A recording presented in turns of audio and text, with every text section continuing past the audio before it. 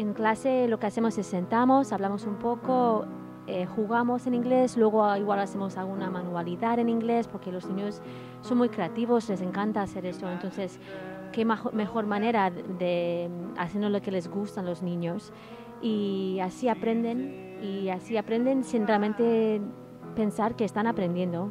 Entonces, pasamos muy bien una hora y ya está. Hello, hello, hello. What's your name? Lorea. ¡Super Lorea! Alicante.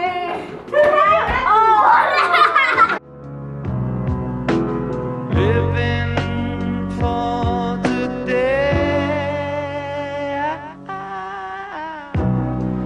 Imagine there's no countries.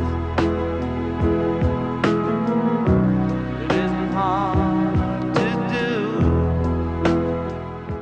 Can I learn how to speak, please? Yes. Can I have Can I have 6 leaves? Yes. No. Yes. Can I have, please, String. a string? No!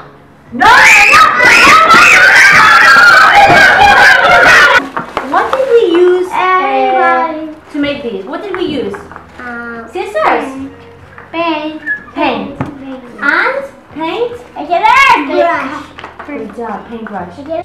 Ahora estamos hablando de cómo hacer cosas, ¿no? Pues cómo hacemos una manualidad, una casa, un gusanito. Entonces, ¿qué son los materiales que necesitamos y cómo pedimos las cosas? Entonces, es una manera de que ellos van aprendiendo por necesidad. ¿Cómo voy a pedir las cosas? ¿Cómo puedo pedir? Entonces, hacemos ahí a base de juegos, mirando un poco que pensando también que los niños todos son diferentes, sus gustos, lo que les gusta hacer, cómo les gusta jugar y en vivir una vida normal en inglés o jugar en inglés, cantamos en inglés.